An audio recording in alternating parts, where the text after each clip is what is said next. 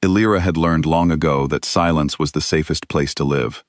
In a pack built on strength and pride, an Omega who spoke too loudly was an Omega who got noticed, and being noticed had never brought her anything but trouble. So she kept her eyes low, her voice softer than a whisper, and her heart locked away where no one could reach it and break it.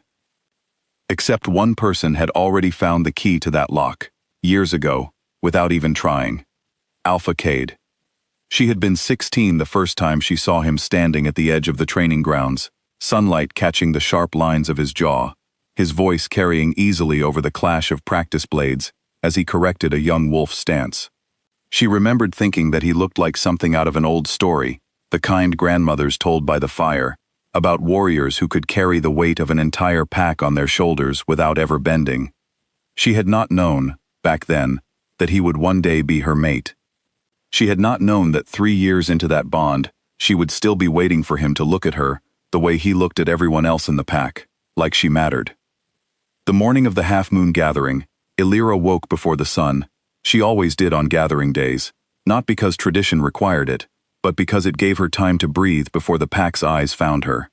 She sat by the small window of their shared quarters and watched the sky change from black to gray to a soft, uncertain blue, and she told herself, the way she told herself every year, that today might be different. Cade was already awake when she turned from the window. He stood by the wardrobe, buttoning the high collar of his ceremonial coat, his reflection sharp and composed in the mirror. He did not glance at her. "The elders will announce the new second-in-command tonight," he said, more to the room than to her. "Commander Dorian has earned it. Strong bloodline, strong mate, the kind of pair that makes a pack proud." Illyra said nothing. She had learned that agreeing too quickly sounded foolish, and disagreeing at all was unthinkable. So she simply nodded, though he wasn't looking to see it, and reached for her own dress hanging by the door. It was pale blue, plain, chosen because it drew no attention. She had learned to dress the way she spoke, quietly. "You'll stand beside me tonight," Cade added, finally turning to look at her, though his eyes moved over her the way one might glance at a piece of furniture to make sure it was still in its proper place. "Try not to embarrass yourself." The words landed the way they always did, a small, quiet blow that she had grown almost used to absorbing. Almost. There was still a part of her, buried deep, that flinched every single time. "I won't," she said softly, and he was already walking out the door before she finished speaking. The great hall was full by the time the gathering began. Firelight danced along the high stone walls, and the scent of roasted meat and mountain herbs filled the air. Pack members filled the long wooden benches, laughing, embracing old friends, catching up on months of separation between gatherings. Children weaved between legs, chasing each other with the reckless joy only the young could afford. Illyra stood near the front, close enough to Cade that tradition was satisfied, far enough that she felt invisible, which suited her fine. She watched the pack around her, warm, loud, alive, and felt, as she often did, like she was looking at a warm room through a cold window. The elders called the hall to order, as the moon rose fully into view through the great skylight above. Cade stepped forward to speak, his voice carrying easily to every corner of the hall, the voice of a man born to be listened to. "Tonight, we honor strength," he began. "We honor loyalty, courage, and the kind of blood that builds a pack strong enough to survive anything." The hall murmured its approval. Illyra clapped along with everyone else, her hands moving on instinct. "Commander Dorian has proven himself again and again," Cade continued. "And beside him stands Ophelia, a warrior in her own right, a mate worthy of a commander's title." Applause rose, warm and genuine, as Dorian and Ophelia stepped forward together, hands clasped, chins lifted with pride. Illyra clapped for them too, and meant it. She liked Ophelia. She was one of the few pack members who had ever spoken to Illyra like she was a person, and not simply the Alpha's quiet shadow. It should have ended there. The ceremony should have moved on, the way it always did, toward feasting and dancing and the easy warmth of a pack celebrating itself. But then someone near the back called out, half in jest, half in genuine curiosity, "And what of you, Alpha? Weren't you meant to raise strong pups by now? 3 years mated." and no word of an heir. The hall's laughter was light at first, the kind meant to tease rather than wound. But Cade's jaw tightened, and something shifted in the air, a warning most of the pack was too caught up in celebration to notice. Illyra felt her stomach drop before he even opened his mouth. She knew that look. She had seen it in private, late at night, when his patience wore thin, and his disappointment had nowhere else to go. "An heir," Cade repeated, and though his voice was calm, it carried an edge sharp enough to cut through the noise of the hall. He turned, finally, to look at Illyra, and for one brief moment, she let herself hope it might be a kind word, a defense, anything. It was not. "Perhaps," he said, loud enough now that every conversation in the hall began to fall away, "the pack deserves an honest answer. I made it an Omega because tradition demanded a bond be formed, not because I believed she would ever be enough to stand beside me as an equal." The hall went quiet in the particular way a room goes quiet right before something breaks. "Look at her," Cade continued, gesturing toward Illyra as though presenting evidence rather than speaking about the woman who shared his bed, his home, his name. 3 years, and still she cannot meet a stranger's eyes without trembling. Still she flinches at raised voices.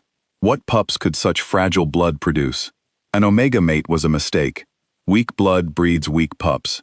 I should have chosen a warrior, not a burden who trembles at the sight of her own shadow. The silence that followed was worse than any sound. Illyra felt every eye in the hall turn toward her, felt the heat of humiliation climb up her neck and settle behind her eyes, hot and unbearable. Somewhere behind her, she heard a soft gasp.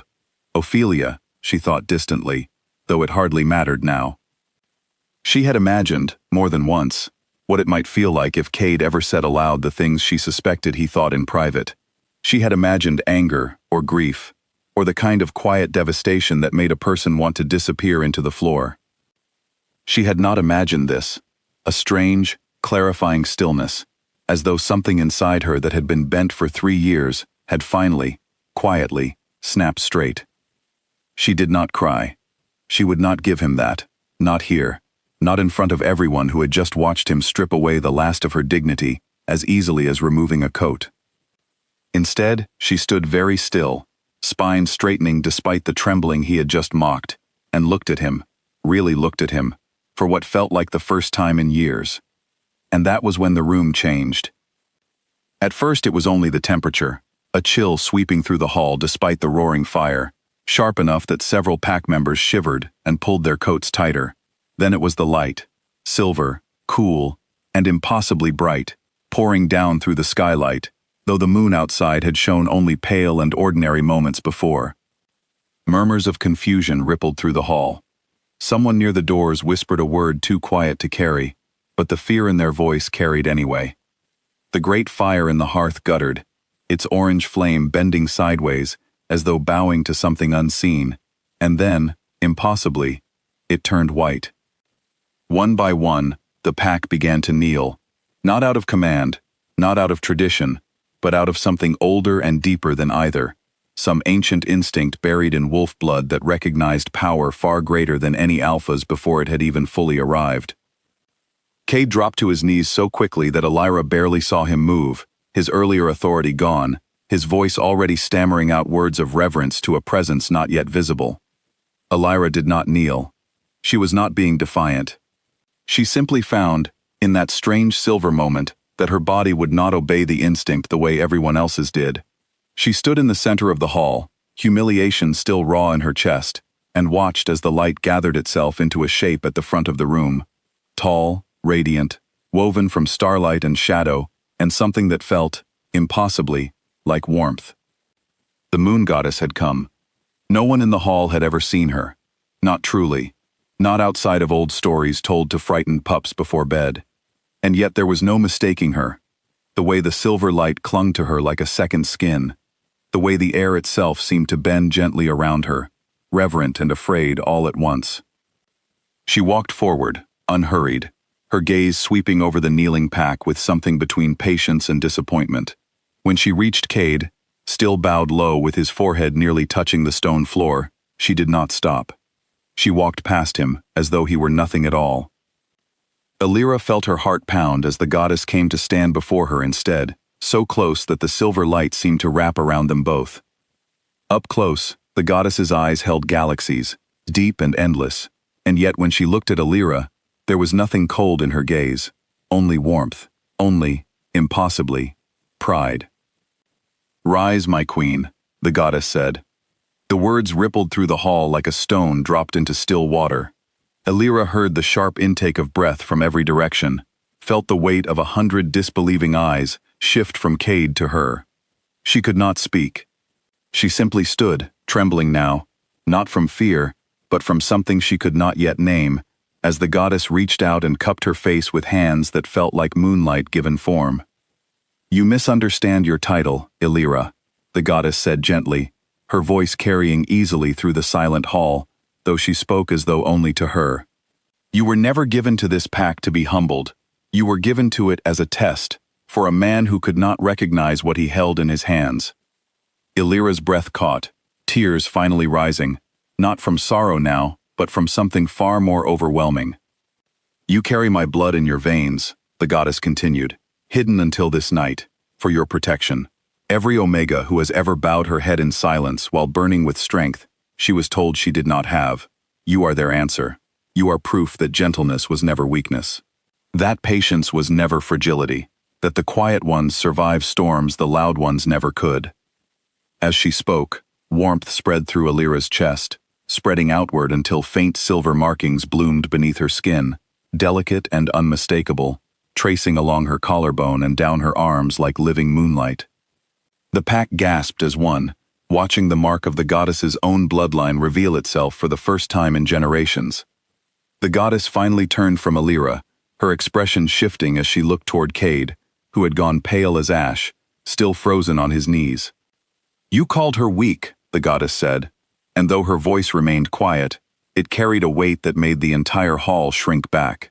"You called her a burden, in front of everyone who should have honored her. You will spend the rest of your life understanding exactly how wrong you were. While she rises to a throne, you were never worthy to stand beside." Cade opened his mouth as though to speak, to explain, to apologize, but no words came. For the first time in his life, the Alpha, who commanded every room he entered, found himself utterly silent, utterly powerless, before a judgment far greater than his own. The goddess turned back to Illyra one final time, and her expression softened into something almost maternal, achingly gentle. "Walk forward now," she said, not as the Omega who trembled in silence, but as the queen who was always meant to rise. "Let them see you. Truly see you." She pressed a kiss to Illyra's forehead, and the silver light that had filled the hall folded gently back into the sky, leaving behind only the ordinary glow of moonlight through the skylight and the stunned, breathless silence of an entire pack still kneeling on the stone floor. Illyra stood alone in the center of the hall, the faint silver markings still visible beneath her skin, glowing softly in the dim firelight. She was no longer the quiet Omega who lowered her eyes and swallowed her pain. She was something the pack had never known they were waiting for. Slowly, one by one, the pack began to rise from their knees, not toward Cade, whose title suddenly felt smaller than it ever had before, but toward her. Ophelia was the first to step forward, eyes wide with something between awe and relief, and she offered a small, respectful bow.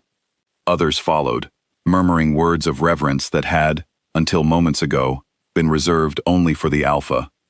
Illyra felt the weight of every gaze in the room, the same weight that had once made her want to disappear into the floor. But this time, it did not feel like humiliation. It felt like recognition, long overdue. She lifted her chin, finally letting the pack see her face clearly, without flinching, without lowering her eyes. Not humiliated. Crowned. And somewhere in the back of the hall, still kneeling, still silent, Cade watched the Omega he had mocked transform into someone he no longer recognized, someone he had never truly seen at all, until it was far too late.